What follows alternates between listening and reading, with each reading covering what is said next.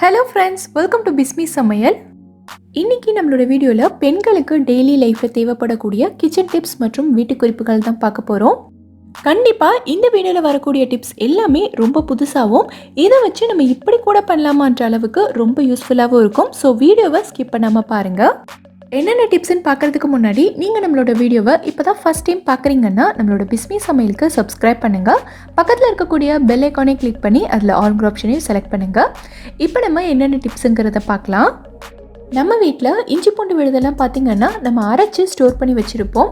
இதெல்லாம் நம்ம டெய்லியும் அரைக்க மாட்டோம். 10 நாளைக்கு ஒரு தடவை இல்லை 2 வாரத்துக்கு ஒரு தடவை தான் நம்ம அரைச்சி ஃப்ரிட்ஜில் ஸ்டோர் பண்ணி வச்சுருப்போம்.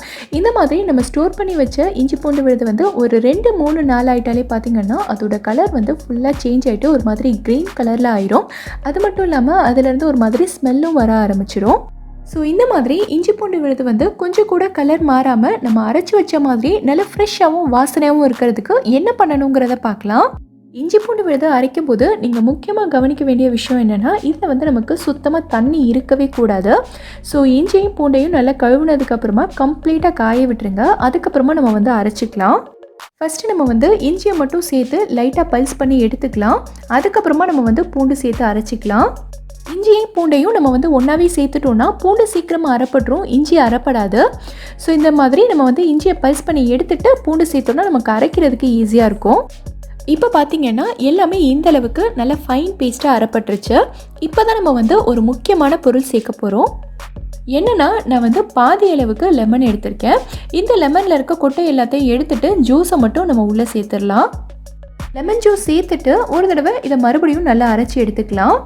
இந்த மாதிரி நம்ம லெமன் ஜூஸ் சேர்த்து அரைக்கிறதுனால இதோட கலர் மாறவே மாறாது. 3 மாதம் ஆனாலும் சரி இந்த இஞ்சி பூண்டு விழுது இதே ஃப்ரெஷ்னஸோடையும் இதே வாசனையோடையும் இருக்கும். கண்டிப்பாக ரொம்ப யூஸ்ஃபுல்லாக இருக்கும்னு நினைக்கிறேன். ட்ரை பண்ணி பாருங்கள். நம்ம எல்லார் வீட்லேயுமே இந்த மாதிரி நிறைய கிளாஸ் டம்ளர், கிளாஸ் கப்பெல்லாம் வச்சுருப்போம். நம்ம ஜூஸ் குடிக்கிறதுக்கு இல்லை டீ காஃபி குடிக்கிறதுக்கு எல்லாத்துக்குமே இதை நம்ம யூஸ் பண்ணிக்கலாம்.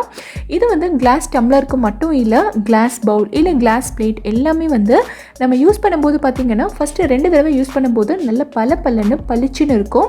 பட் ஆனால் நம்ம யூஸ் பண்ண பார்த்திங்கன்னா ஒரு 3-4 தடவையிலே இதோட பிரைட்னஸ் எல்லாமே போயிடும். ஒரு மாதிரி மங்கி போன மாதிரி இருக்கும்.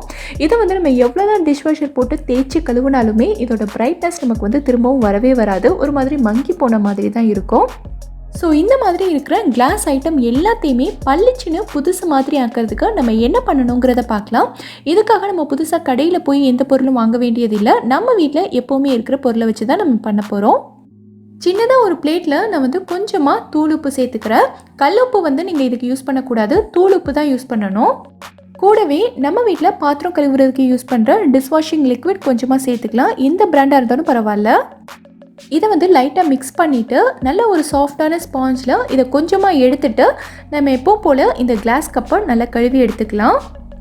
இந்த மாதிரி கிளாஸ் ஐட்டம் எல்லாம் கழுவும் போது நீங்கள் நல்ல ஒரு சாஃப்டான ஸ்பாஞ்ச் வச்சு தான் தேய்க்கணும். ஹார்டான ஸ்க்ரப்பர் எல்லாம் வச்சு தேய்ச்சிங்கன்னா இதில் நமக்கு ரொம்ப சீக்கிரமாக ஸ்க்ராச்சஸ் விழுந்துடும். ஸோ இந்த மாதிரி நல்லா தேய்ச்சி விட்டுட்டு தண்ணியில் நல்லா அலசி எடுத்துருங்க. எப்போவுமே கிளாஸ் ஐட்டம் கழுவும் போது நீங்கள் இந்த மெத்தடில் ட்ரை பண்ணி பாருங்கள். மங்கலாக இருந்த கிளாஸ் கூட நல்லா பளபளன்னு பளிச்சுன்னு புதுசு மாதிரி வந்துடும். ட்ரை பண்ணி பாருங்கள். இப்போது அடுத்த டிப் என்னங்கிறத பார்க்கலாம். இப்போ நான் சொல்லக்கூடிய டிப் உண்மையிலே ரொம்ப யூஸ்ஃபுல்லான டிப்புன்னு தான் நான் சொல்லுவேன்.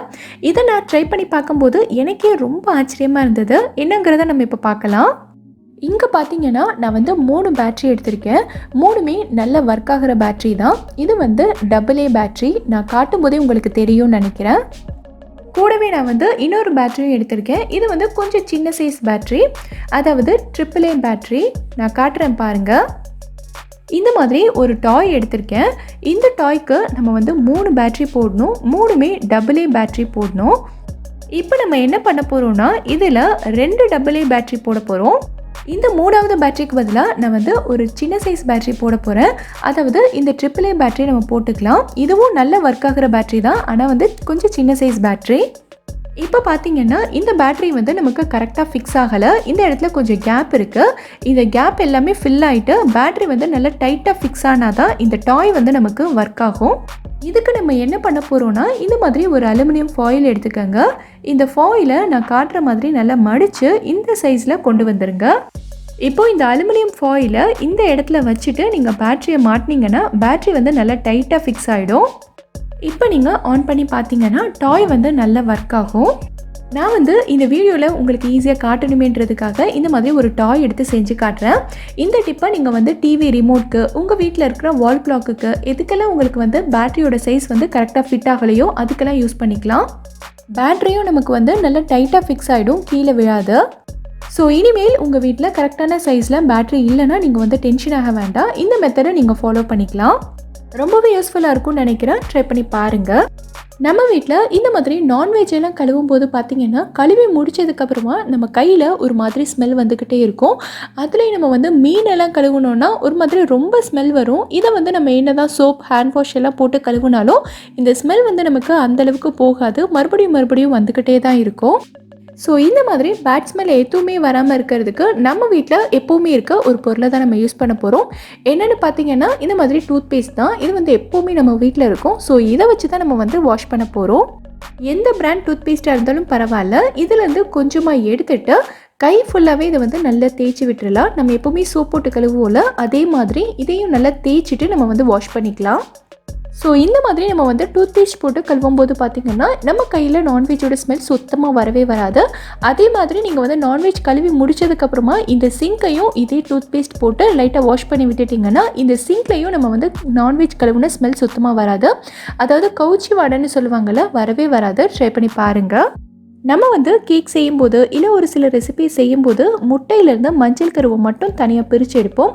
அதாவது நமக்கு வந்து வெள்ளைக்கரு மட்டும் தேவைப்படும், மஞ்சக்கரு வந்து வேணான்னும் போது நம்ம வந்து தனியாக பிரிப்போம். ஸோ இந்த மாதிரி தனியாக பிரிக்கிறது வந்து நிறைய பேருக்கு ஒரு சிரமமான வேலையாக இருக்கும். ஸோ இன்றைக்கி நம்ம எந்த கஷ்டமும் இல்லாமல், எந்த வித பதட்டமும் இல்லாமல் ரொம்ப ஒரு ஈஸியான மெத்தடில் ரொம்ப நீட்டாக இதை நம்ம தனியாக பிரித்து எடுக்க போகிறோம். எப்படிங்கிறத பார்க்கலாம். இந்த மெத்தடில் நீங்கள் முக்கியமாக கவனிக்க வேண்டியது என்னென்னா, முட்டையை ஃப்ரிட்ஜிலேருந்து எடுத்துகிட்டு வெளியில் கண்டிப்பாக ஒரு 5லேருந்து 6 மணி நேரத்துக்கு வச்சுருக்கணும். இல்லை நீங்கள் வந்து முட்டையை ஃப்ரிட்ஜில் வைக்கவே இல்லை, எப்போவுமே வெளியிலே தான் இருக்குன்னா ரொம்ப நல்லது. நம்ம வந்து ரொம்ப ஈஸியாக இதை பிரித்து எடுத்துடலாம். ஃப்ரிட்ஜிலேருந்து முட்டையை எடுத்துகிட்டு நீங்கள் உடனே இந்த மெத்தடை ட்ரை பண்ணிங்கன்னா இது வந்து கண்டிப்பாக வராது. ஸோ இதுக்கு நம்ம யூஸ் பண்ண போகிறது இந்த மாதிரி ஒரு ஜல்லி கரண்டி தான். இந்த ஜல்லி கரண்டியை இந்த பவுல் மேலே நான் இந்த மாதிரி வச்சுருக்கேன். இப்போது இந்த முட்டையை நான் இந்த கரண்டி மேலே உடச்சி விட்டுடுறேன். இந்த கரண்டியை வந்து நீங்கள் லைட்டாக ஆட்டுனீங்கனாலே போதும். இந்த வெள்ளைக்கரு வந்து இதிலேருந்து கொஞ்சம் கொஞ்சமாக உள்ளே வடிய ஆரம்பிச்சிடும். நீங்கள் பார்க்கும்போதே உங்களுக்கு தெரியும், கொஞ்சம் கொஞ்சமாக உள்ளே போயிட்டே இருக்க பாருங்கள். ஸோ இந்த பவுலில் நமக்கு வெள்ளைக்கரு எல்லாமே தனியாக கலெக்ட் ஆகிடும். கரண்டியில் மஞ்சள் கரு மட்டும் இருக்கும். இதையே நான் வந்து ஃப்ரிட்ஜிலேருந்து எடுத்த முட்டையில் உடனே செய்யக்கூடாதுன்னு சொல்கிறேன்னா, நம்ம ஃப்ரிட்ஜிலேருந்து முட்டையை எடுத்து உடைக்கும் போது பார்த்திங்கன்னா அதோட வெள்ளைக்கரும் நல்ல டைட்டாக ஜெல் மாதிரி இருக்கும். அது வந்து இந்த ஜல்லி கரண்டி வழியாக நமக்கு வந்து சரியாக வெளியில் வராது. ஆனால் வெளியில் இருக்க முட்டை வந்து ஒரு மாதிரி நீர்த்து போன மாதிரி இருக்கும் அதோட வெள்ளைக்கரும். ஸோ அதை வந்து இந்த ஜல்லி கரண்டி வழியாக நம்ம ஈஸியாக தனியாக பிரித்து எடுத்துடலாம். இந்த மெத்தட் ரொம்பவே யூஸ்ஃபுல்லாக இருக்கும்னு நினைக்கிறேன். ட்ரை பண்ணி பாருங்கள். இந்த வீடியோவில் நான் சொல்லியிருக்க டிப்ஸ் எல்லாமே உங்களுக்கு ரொம்பவே யூஸ்ஃபுல்லாக இருக்கும்னு நினைக்கிறேன். எந்த டிப் உங்களுக்கு ரொம்ப யூஸ்ஃபுல்லாக இருந்ததுங்கிறத கீழே இருக்க கமெண்ட்டில் எனக்கு சொல்லுங்கள். இந்த வீடியோ பிடிச்சிருந்தா லைக் பண்ணுங்கள். உங்கள் ஃப்ரெண்ட்ஸ், உங்கள் ஃபேமிலி மெம்பர்ஸ் கூட இந்த வீடியோவை ஷேர் பண்ணுங்கள். மறக்காமல் நம்ம பிஸ்மி சமையலுக்கு சப்ஸ்கிரைப் பண்ணிவிட்டு பக்கத்தில் இருக்கக்கூடிய பெல் ஐக்கானை கிளிக் பண்ணி அதில் ஆல் ஆப்ஷனையும் செலக்ட் பண்ணுங்கள். தேங்க்யூ.